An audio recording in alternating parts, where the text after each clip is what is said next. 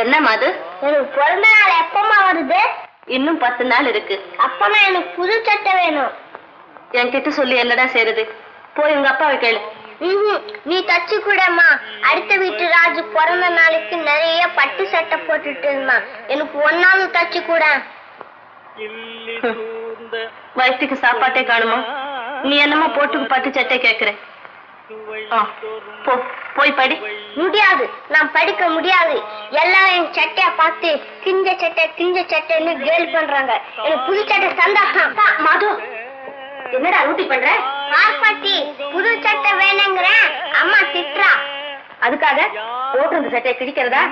அப்பா கிட்ட சொல்லி நல்ல சட்டையா தச்சு கொடுக்க சொல்றேன். போய் படி. போ கண்ணு.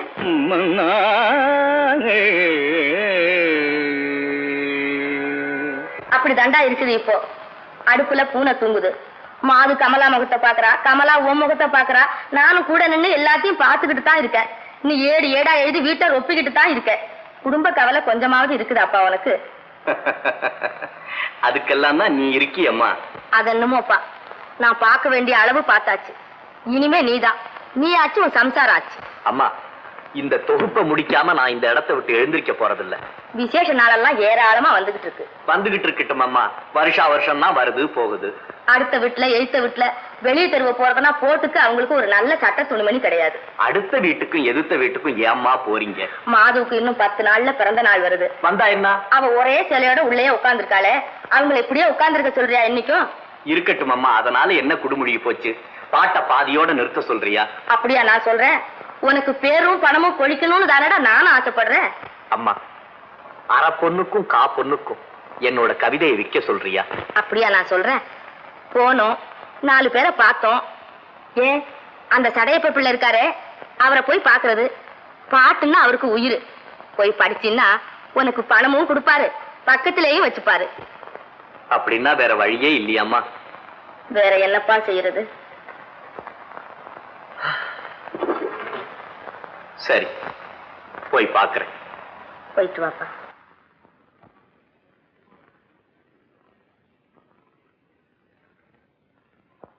வணக்கம் ஐயா.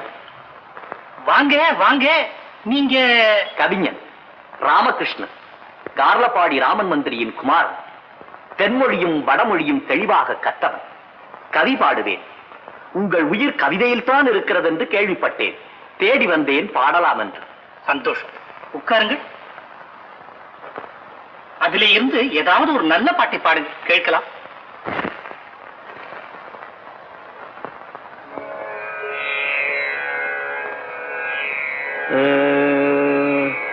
ஆடரி படர்ந்த கோடுயர் எடுப்பில்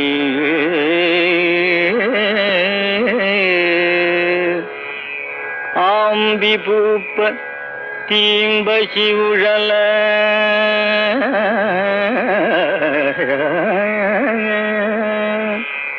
இல்லி தூர்ந்த பொல்லாவரு சுவை தொறும் பால் காணாது குழவி தாய் முகம் நோக்க தாயம் முகம் நோக்க யாமும் நின்முகம் நோக்கி வந்தனும் ஐயா.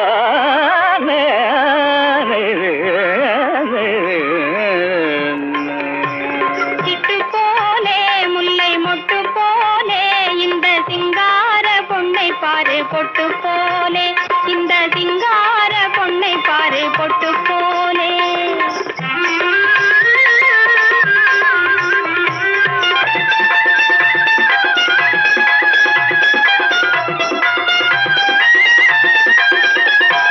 சிட்டு போலே முல்லை மொட்டு போலே இந்த சிங்கார பொண்ணை பாரு பொட்டு போலே, இந்த சிங்கார பொண்ணை பாரு பொட்டு போலே.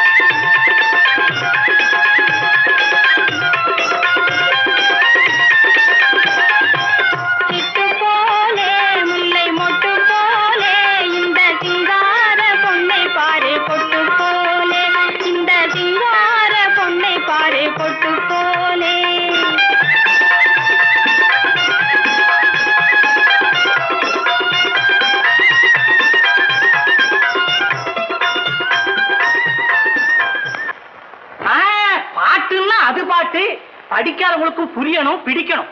ஆஹா, என்ன சுத்தமா புரியுது, என்ன சுத்தமா புரியுது. ஏனையா, அதுதான் கவிதையா? அப்படி எழுதுவதுதான் கவித்துவமா? கவித்துவத்தை பற்றி எங்களுக்கு என்ன கவலை? கேட்டா தலையாடணும், கை தட்டணும். அது இல்லைன்னா ஏட்ல எழுதி வீட்டுல தான் வச்சுக்கணும். வீட்டில் இருந்துதான் என்ன பிரயோஜனம்? உங்களை போன்றவர்களுக்கெல்லாம் புரிகிற வரை இது மண்ணோடு மண்ணாகவே இருக்கட்டும்.